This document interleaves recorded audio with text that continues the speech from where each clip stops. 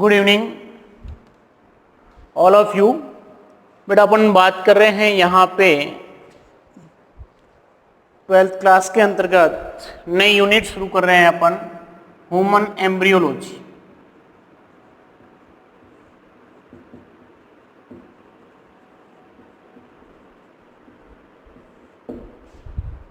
तो ध्यान दीजिए बेटा, जहां हम ह्यूमन एम्ब्रियोलॉजी की बात कर रहे हैं जिसको हिंदी में कहा जाता है मानव भ्रूणिकी। मानव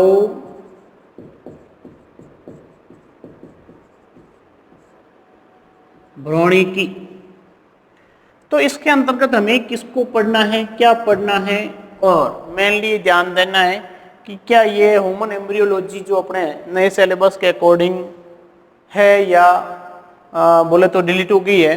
बिल्कुल ये आपकी ह्यूमन एम्ब्रियोलॉजी मानव भ्रूणिकी है वो डिलीट नहीं हुई है, ये अपने सिलेबस के अंतर्गत आ रही है।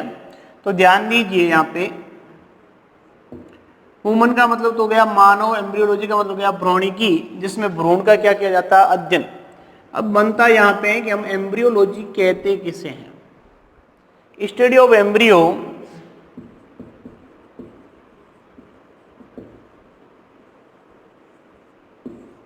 यदि भ्रूण का आप अध्ययन कर रहे हैं तो भ्रूण के अध्ययन करने की जो क्रिया है या जो ब्रांच है वो कहलाती है एम्ब्रियोलॉजी या फिर भ्रूणिकी। ठीक है, और ये अध्ययन करना हमें किसके अंदर, मानव के अंदर, इसलिए हो गया मानव भ्रूणिकी।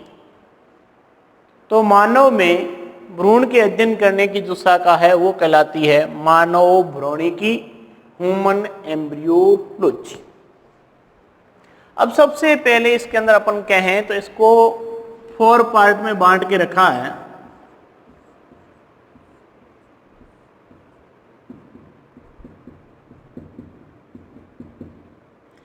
इसके यूनिट्स के अंदर 4 लेसन हो जाएंगे तुम्हारे।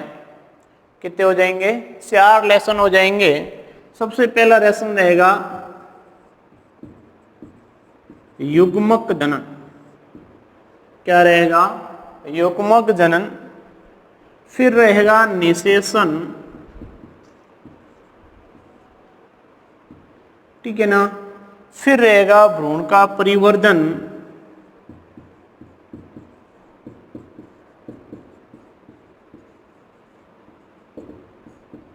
और फिर रहेगा अपन कह रहे हैं इसके अंतर्गत मेस्ट्रुअल साइकिल, जिसको कहते हैं आत्रोशक्र।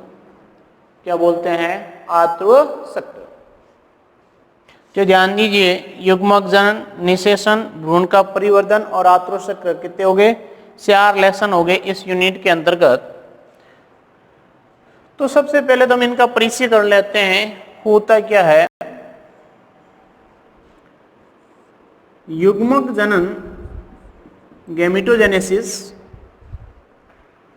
गैमीट की जब बात कर रहे हैं, गैमीट कहो, हिंदी में इसको युग्मक कहो, इसके निर्माण की प्रक्रिया को कहो तो कहलाएगा युग्मक जनन। ठीक है ना। किस तरीके से युग्मक का निर्माण होता है, ठीक है ना। गैमीट्स बनते कैसे हैं और गैमीट के बनने की जो प्रक्रिया होती है वो कहलाती है युग्मक जनन। तो पहले लेसन के अंतर्गत जो अध्ययन किया जाएगा वो तो किया जाएगा केवल युग्मक जनन का, जिसके अंतर्गत 2 टॉपिक्स मेन रहते हैं। एक तो रहता है बेटा शुक्र जनन,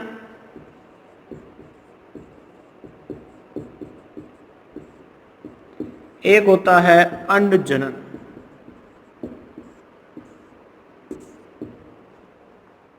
क्या होता है, शुक्र जनन और एक होता है अंड जनन। तो समझने योग्य बात हुई कि शुक्र जनन और अंड जनन किसे कहते हैं, शुक्र जनन और अंड जनन किसे कहते हैं। तो बात ध्यान दीजिए, जब शुक्र जनन की बात करेंगे अपन तब ये कहेंगे कि मानव में पुरुष के अंदर शुक्राणुओं के निर्माण की जो प्रक्रिया है, किसके अंदर? पुरुष के अंदर शुक्राणुओं के जो निर्माण की प्रक्रिया है वो कहलाती है शुक्र जनन। क्या कहलाएगी? शुक्र जनन कहलाएगी। तो शुक्राणुओं के निर्माण की प्रक्रिया क्या हो गई? शुक्र जनन। इसी तरीके से हम कहें अंड जनन, जिसमें हम बात करेंगे अंडाणु की। तो अंडाणु के निर्माण की प्रक्रिया,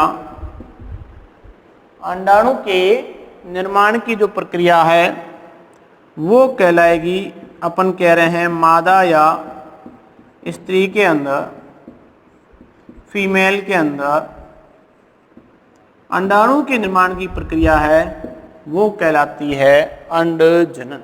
क्या कहलाएगी? oogenesis कहलाएगी। और ये स्पर्म जेनेसिस की बात करें, अपन शुक्र जनन की बात करें, तो ये पुरुषों के अंदर होती है, मेल के अंदर, जिसमें शुक्राणुओं का निर्माण होता है। तो ये दोनों क्रियाएं का अध्ययन होता है लेसन नंबर इसके फर्स्ट में, कि युग्मक का निर्माण कैसे होगा। दोनों अलग अलग स्टेप है। शुक्राणु के निर्माण की प्रक्रिया शुक्र जनन कहलाएगी, अंडाणु के निर्माण की प्रक्रिया है वो अंड जनन कहलाएगी।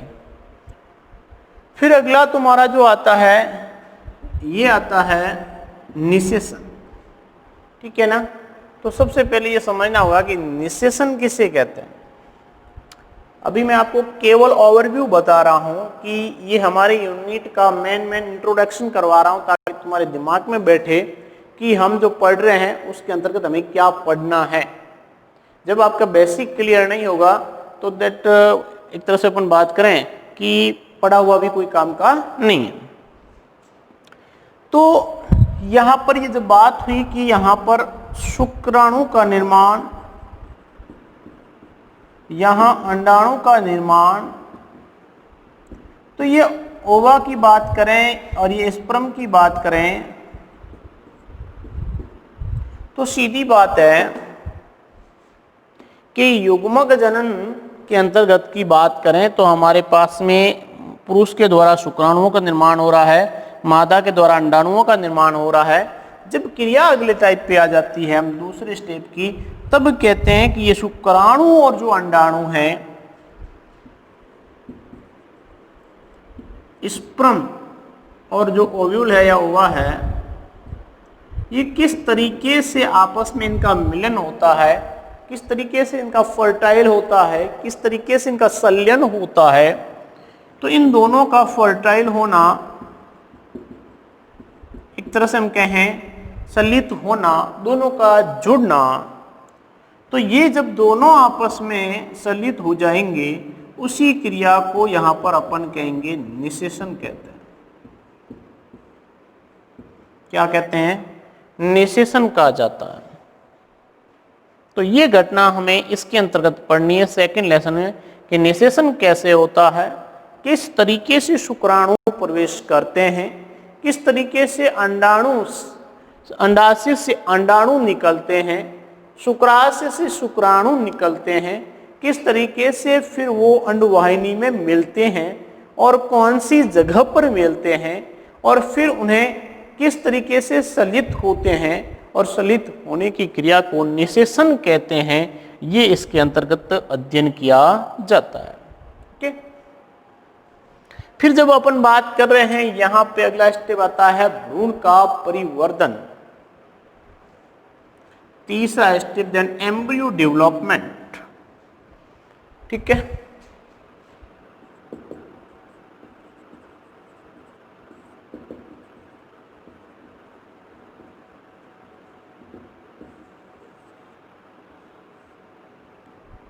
क्या आता है? Embryo development. ठीक है ना? अब रही बात यहां पे भ्रूण का जो परिवर्तन हो रहा है, किस तरीके से ये युग्मक जो है ये मिलके निषेचन होने से क्या बन जाएगा? युग्मनज। और युग्मनज के लिए शब्द होता है जाइगोट। क्या यूज होता है? जाइगोट। तो ये जाइगोट जो बन रहा है ठीक है ना। ये जाइगोट एक तरह से हम कह रहे हैं द्विगुणित संरचना है।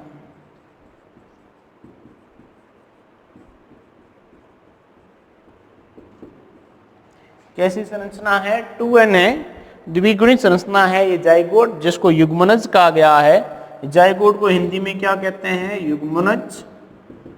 अब युग्मनज से कैसे आगे हम कह रहे हैं भ्रूण का परिवर्धन होता है, कि जो युग्मनज है ये किस तरीके से मोरुला का निर्माण करता है, मोरुला से किस तरीके से ब्लास्टुला बनता है, और ब्लास्टुला से किस तरीके से गैस्टुला का निर्माण होता है, ठीक है ना। तो युग्मनज, मोरुला, ब्लास्टुला और फिर अपन कहते हैं गैस्टुला। तो यहां पर एक बात ध्यान रखिएगा,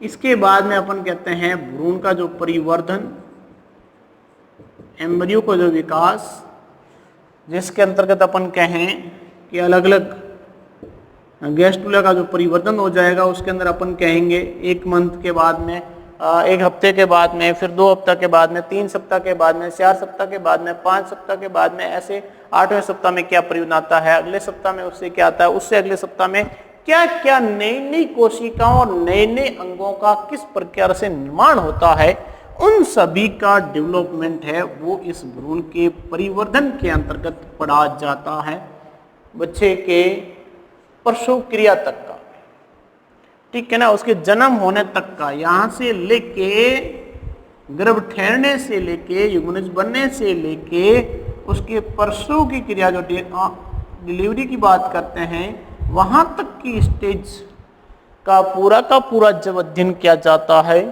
तो वो बेटा कहलाता है भ्रूण का परिवर्धन। क्या कहलाएगा?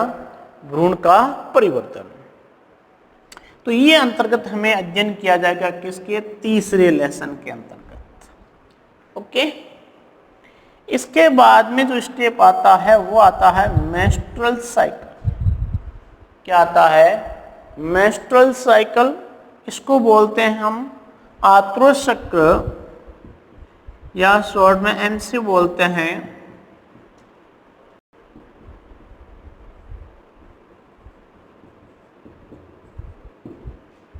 ठीक है ना। तो सीधी बात रहेगी कि मेंस्ट्रुअल साइकिल, ये एमसी जो पीरियड है इसका यहां पर क्या रोल है ना। तो ये किस तरीके से आता है, तो ये अध्ययन इस लास्ट स्टेज के अंदर किया जाता है, जिसको भी हम कह रहे हैं इस मेंस्ट्रुअल साइकिल के फेज को अलग अलग भाग में बांट दिया गया है, क्योंकि ये भी मेंस्ट्रुअल साइकिल जो फेज है वो अपन कह रहे हैं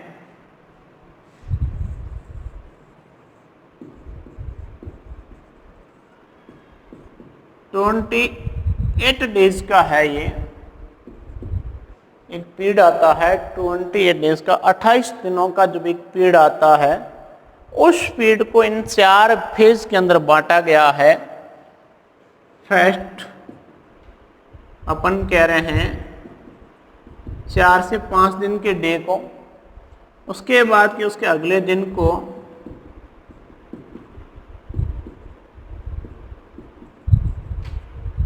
और फिर अगले डे को। तो इस तरीके से 4 फेज के अंदर क्या होता है, किस तरीके से यहाँ पर कार्पस ल्यूटियम झिल्लियां बनती है, टूटती है, किस तरीके से पुटिकाओं का निर्माण होता है, कहाँ पर अंडा पहुंचता है, क्या होता है, क्यों मेंस्ट्रुअल साइकिल आता है, क्यों नहीं आता है, नहीं आता है इसका मतलब संकेत क्या देता है, यदि आता है तो इसका मतलब क्या संकेत है। और रही बात यहाँ पे कि मेंस्ट्रुअल साइकिल के फेज के दौरान कौन सा सेफ फेज है, कौन सा अनसेफ फेज है, किसके अंदर यहाँ रक्त का स्त्रावण क्रिया होती है, कौन से फेज के अंदर अपन कह रहे हैं कि यदि सहवास क्रिया या सेक्सुअल क्रिया करने के दौरान भी अपन कहते हैं जो महिला है कि वो प्रेग्नेंट नहीं हो पाती है, और कौन से फेज में सबसे अधिक चांस रहते हैं, इस फेज में उसके प्रेग्नेंट होने के चांस ज्यादा रहते हैं। ये period and distribute in 4 types. इन पीरियडों को, इन भागों को 4 भागों के अंदर डिस्ट्रीब्यूट किया है, और उसका पूरा का पूरा हम डिस्क्राइब पढ़ेंगे किसके अंदर, आत्रोश चक्र के अंदर। कौन से हार्मोन्स यहाँ पर क्रिया करते हैं, एलएच हार्मोन क्या होता है, एफएसएस क्या होता है, जिनका मेन रोल यहाँ पर होता है, एंड्रोजन हार्मोन क्या होता है, एक एस्ट्रोजन होता है, एक एंड्रोजन होता है। तो यहाँ पर एस्ट्रोजन की रूप से भूमिका देखी जाएगी, क्योंकि एंड्रोजन तो पुरुष के अंदर पाया जाता है, जबकि एस्ट्रोजन है ये फीमेल के अंदर पाया जाता है। ठीक है ना, तो ये बात ध्यान रखिएगा कि फीमेल के अंदर जो हार्मोन्स होता है उसका नाम क्या होता है, एस्ट्रोजन। देन यहाँ एक बात करूं मैं, तो एक आपके सामने है एक एलएसएस और एक है एफएसएस। तो आपके सामने दिमाग में आ गया होगा कि एलएसएस क्या है और एफएसएस क्या है। कोई बता सकता है कि हम एलएसएस किसको, एलएच किसको कहेंगे, एफएसएस किसको कहेंगे? तो यहां पर सीधा आंसर आता है देन ल्यूटिलाइजिंग हार्मोन।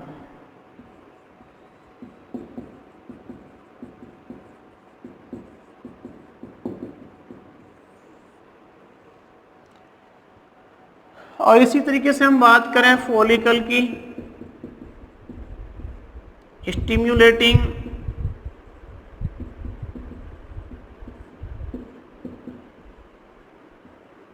हार्मोन की, एफएसएस फॉलिकल स्टिमुलेटिंग हार्मोन्स, एफएचएच, ये एक फॉलिकल स्टिमुलेटिंग हार्मोन है, ये ल्यूटिलाइजिंग हार्मोन है। और यहाँ पर देखें अपन तो ये दोनों ही हार्मोन जो है फीमेल के इस आत्रोश चक्र के दौरान महत्वपूर्ण भूमिका निभाते हैं। और यहाँ पर यही देखा जा सकता है कि महिला में प्रसूव क्रिया के दौरान जो मेनली हम कहते हैं लेबर पेन जो होता है, उस लेबर पेन में कौन सा हार्मोन देन एग्जिट होता है या स्त्रावित होता है जो इसके अंदर सहायता करता है, कौन सा हार्मोन एक दर्द सहन करने की शक्ति देता है, देन रिलैक्सिंग हार्मोन का क्या कार्य होता है यहाँ पर। इसी तरीके से हम कहें यहाँ पर अपन 2 बातें और भी पढ़ेंगे भ्रूण के परिवर्तन वाले में भी, और इस कहें तो ओवरऑल में कि एरिथ्रोब्लास्टोफिटेलिस भी क्या होता है, ये भी एक अपने आप में वैसे जेनेटिक्स का क्वेश्चन होता है। एरिथ्रोब्लास्टोफिटेलिस जो आरएस फैक्टर से संबंध रखता है, उसका भी हम यहाँ पर अध्ययन करेंगे कि वो क्या होता है, उसमें बच्चा जीवित क्यों नहीं रह पाता है, यदि जीवित रखना होता है तो कैसा इंजेक्शन लगवाना पड़ता है, किस तरीके से टीके का यहाँ पर पहले देना होता है। तो देन ये सब अपन कह रहे हैं यहाँ पर इसी के अंतर्गत अध्ययन किया जाएगा। तो बेटा ओवरऑल हम कहें तो एक पूरे इस एम्ब्रियोलॉजी की जो परिभाषाएं थी और उसके अंतर्गत आने वाले 4 लेसन थे, ठीक है ना, और ये 4 पीरियड के अंदर खत्म कर देंगे इनको अगले टाइम। तो इसलिए आप समझ लीजिए कि 4 वीडियो के अंदर हमारी एक यूनिट देन क्लियर हो जाएगी। तो एक बार मैं पुनः आपको ले चलता हूं कि हम बात कर रहे हैं जो ह्यूमन एम्ब्रियोलॉजी की कर रहे हैं, जिसको मानव भ्रूणिकी कहा जाता है। क्या कहा जाता है? मानव भ्रूणिकी, ह्यूमन एम्ब्रियोलॉजी। अब आपके दिमाग में आया होगा एम्ब्रियो का मतलब होता है भ्रूण, ह्यूमन्स का मतलब होता है एक तरह से कहें मानव। मानव के अंदर भ्रूण के अध्ययन करने को कहते हैं ह्यूमन एम्ब्रियोलॉजी। क्लियर?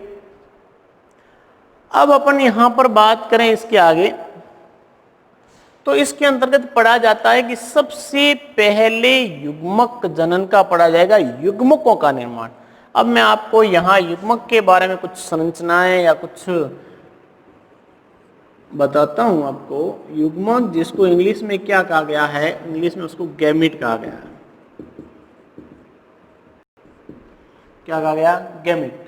अब याद रखिएगा युग्मक दिन हमेशा हमेशा एक तरह से कैसे होते हैं, अगुणित संरचना होती है, ठीक है ना, n प्रकार की। ये अगुणित संरचना है।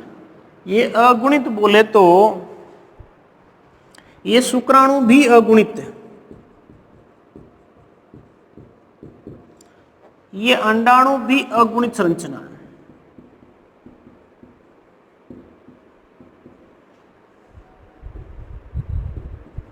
ठीक है, ये भी अगुणित और ये भी अगुणित। समझ रहे हैं क्या? अब मेरा कहने का मतलब हुआ, जब दोनों ही अगुणित संरचनाएं हैं और इन दोनों संरचनाएं बात करें यहां पर, ये दोनों संरचनाएं जब संलयन क्रिया के माध्यम से फर्टाइल जब होती है, फर्टिलाइजेशन क्रिया होती है,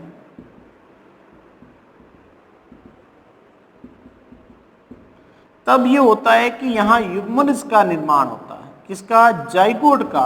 और मैंने आपको कहा था जाइगोट 2n देन द्विगुणित संरचना होती है।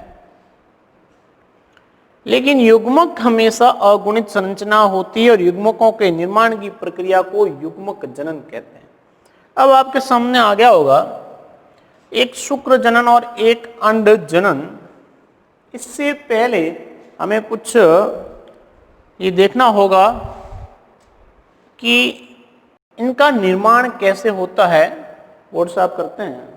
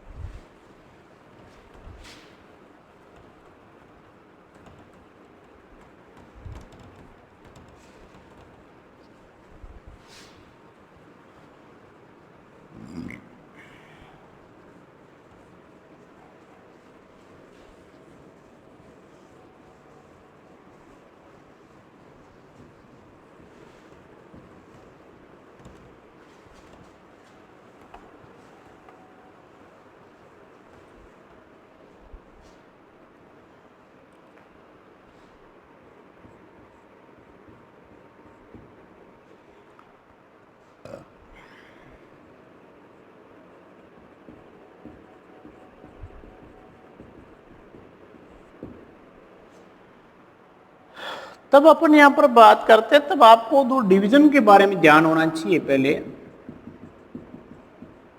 कोई भी सेल है उसका जब डिवीजन होता है तो वैसे 3 टाइप्स के भी दे रखे हैं, लेकिन हमें 2 प्रकार तो इसका ध्यान होना चाहिए।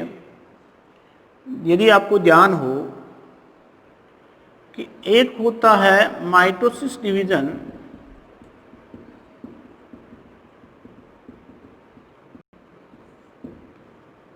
एक होता है मियोसिस डिवीजन, एक होता है एमाइटोसिस डिवीजन। लेकिन हम मेनली यहां बात करें तो समसूत्री विभाजन,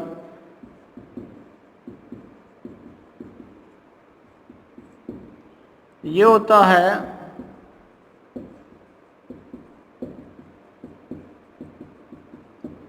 अर्धसूत्री विभाजन, और ये एमाइटोसिस असूत्री विभाजन।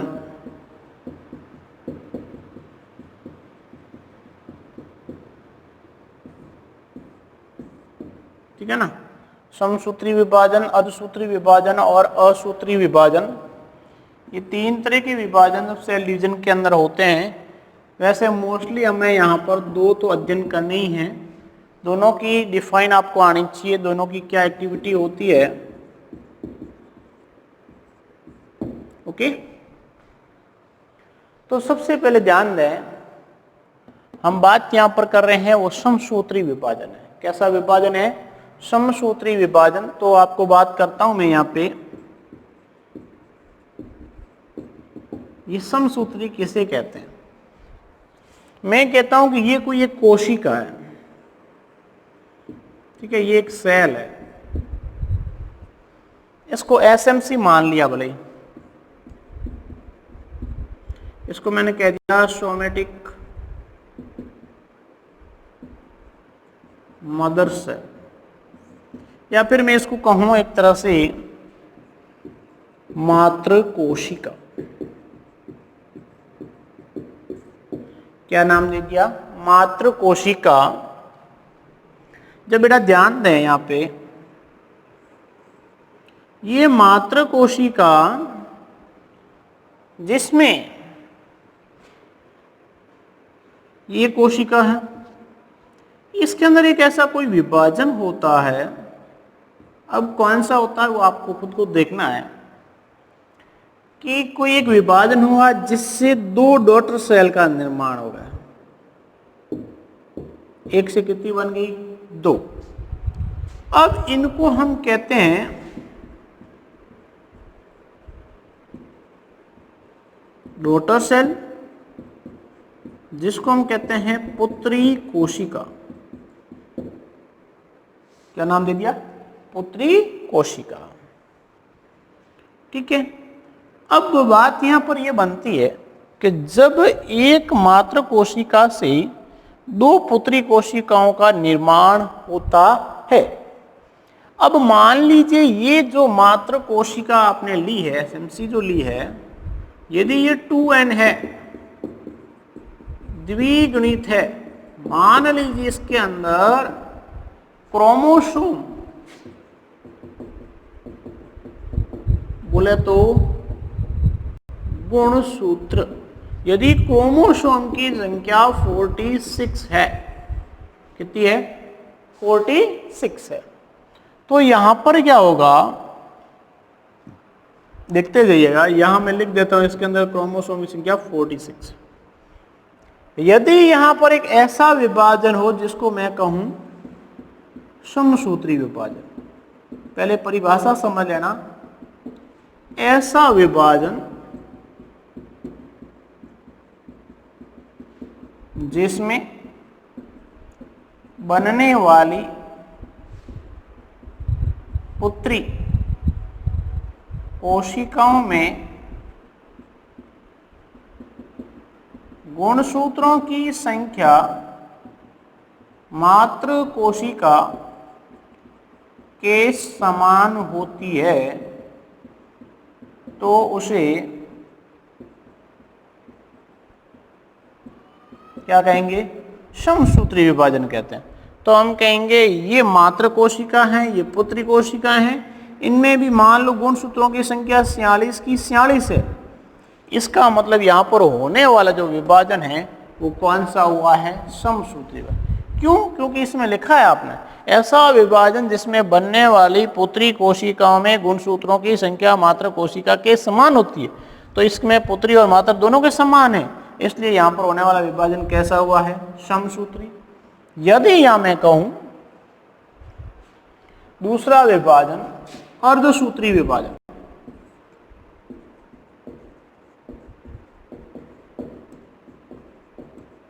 तब आप कहेंगे ऐसा विभाजन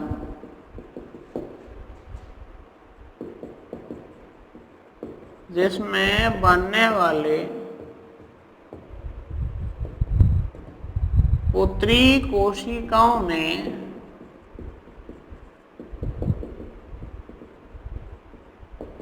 गुणसूत्रों की संख्या मात्र कोशिका के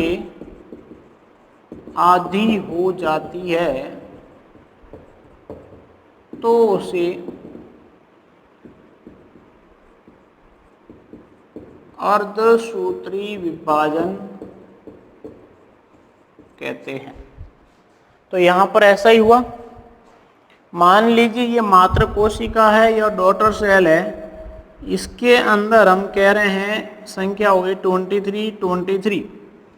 तो डॉटर सेल के अंदर क्रोमोसोम कितने हैं? 23 और मात्र कोशिका में कितने हैं? 46।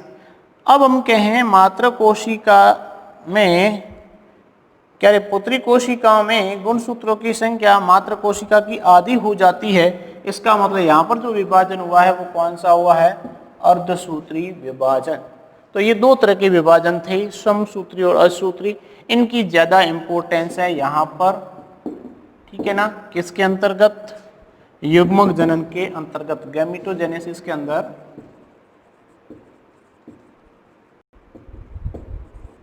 ओके, यदि इतना आप स्टडी करते हैं, जनरली बेसिक चीज जो बताई गई है इतना स्टडी में है, आपने अच्छे से कर लिया इसको, तो देन आप समझ लीजिए कि आपकी ये यूनिट जिसके अंदर 4 लेसन है बहुत इजीली छुटकी के अंदर हो जाएंगे, कोई दिक्कत नहीं आएगी।